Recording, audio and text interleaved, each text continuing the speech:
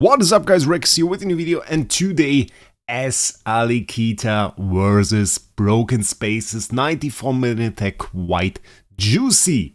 So what we are going to do is I basically made a bit of a tag team between DGN and Alikita, and we're going to use those to beat Broken Spaces, at least hopefully. And the main thing, well, that we are a bit worried about, she doesn't have Giant Killer. So we have Twine Immunity here, which is pretty important on her if you want to use her in PvP. So I keep that, and it's not that easy to get another Twine Immunity roll, really, sadly. Didn't change that system yet. But doesn't matter, we have her in the team. We also take DGN, because they have a kind of the synergy. We have the attribute reduction, attribute buff stuff there. 83 million attack, she has Giant Killer, Defiers, a crit, so probably going to do a bit more damage, keep that in mind. And I built a team, we put Delasium in there, and I think we're just going to hop into the fight, just going to check out what's going to happen here. So this is the team we ran last time, I think, and this is the team that I now came up with. Basically, DGN, Alikita, Delasium, support heroes. That's the thing.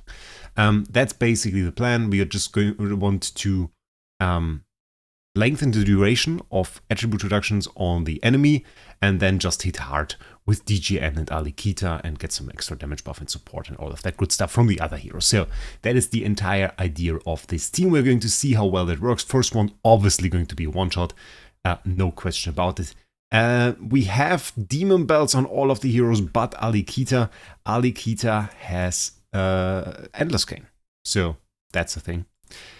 I'm pretty excited to see if we can easily defeat the last stages or if that's going to be a problem. I mean, we have a main damage dealer on this team that has no Giant Killer, so on that side, a bit of a problem. Easy clear there on the carry.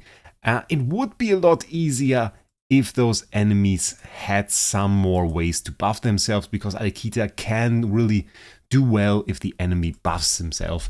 Then we can change that to a debuff, and of course that is very, very nice and something we definitely want to have. So Russell, Drake, that team used to be a problem.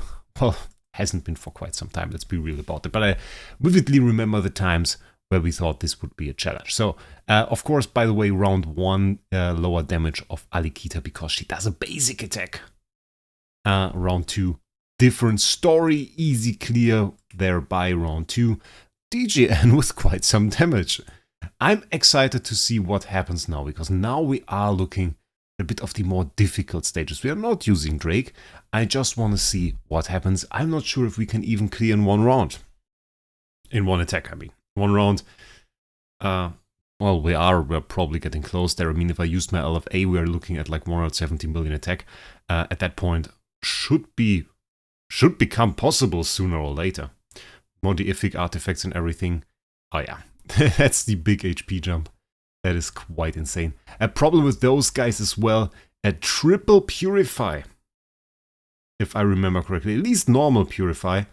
Which is not that nice. Even if we spread some stuff around between them with Delasium, they can still purify quite a lot there.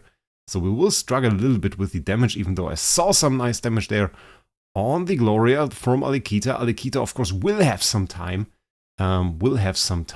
To scale with the Deific Endless Cane, and that in the end will result in some quite big damage. If we put it on the DGN, of course, there would be more damage. In PvP, by the way, Alikita tends to outdamage DGN. The combination of both, though, quite nice. I can tell you that, quite nice.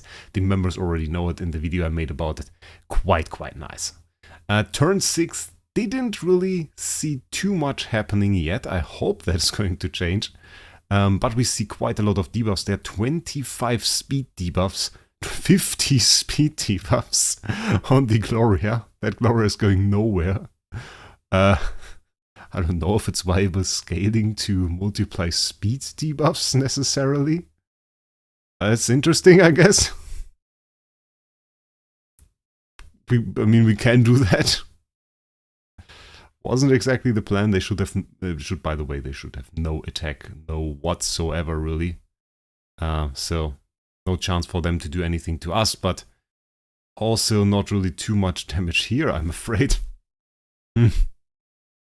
Maybe we have to in case we really continue to deal only that much damage, I think we might have to get some support from LFA there, because that is a little bit on the lower side, say it like that. But then again, I mostly consider Alikita and DGN support hero style types. It's not really like they are meant to be mained. They're not really like the hero you want to focus on. They are side heroes and they do their job, and at that point very well. The combination, of course, quite insane. But really not meant to be the main character on the team. Still, with Infinite Era Alikita, DH Games, my god, once again showed that they really love Dark Transcendence heroes. I have to say that. They really love them, it's quite insane. But the damage here, I'm afraid, against bosses, a bit depressing. With GK we might have done more, but yeah, it's about as many attribute reductions as you can get. It's still, we're far away from a clear. So I reckon we get some support from an LFA, switch Alikita over to a Demon Bell, and show those Broken Spaces bosses, well, who's really the boss here. Outdamaged by DGN as expected, not that far though. I reckon if she had GK, that would have looked different. Then again, DGN of course with the Demon Bell, not with the Endless Cane. So in PvE we might look at a bigger damage potential from DGN, which is not too important, let's be real about it. Okay, I got us LFA as support, 156 million attack, only today 17.4 billion HP, 3 billion power total. Think we can work with that. So this is going to be our new damage dealer for this team, so I don't want to see another 15 round slow fight. So we set it up a little bit different, got all of that going. 10 billion power team, also quite nice, and that is going to be 10 million power versus Broken Spaces. Little switch in the video here, but also quite interesting because, and that is pretty cool, we now have all types of life stars on this team. So also quite fancy, I reckon. Let's see what happens if we let this team have a go at it. I think the first active skill of LFA might just do more damage than the entire fight before combined. Well, was pretty close.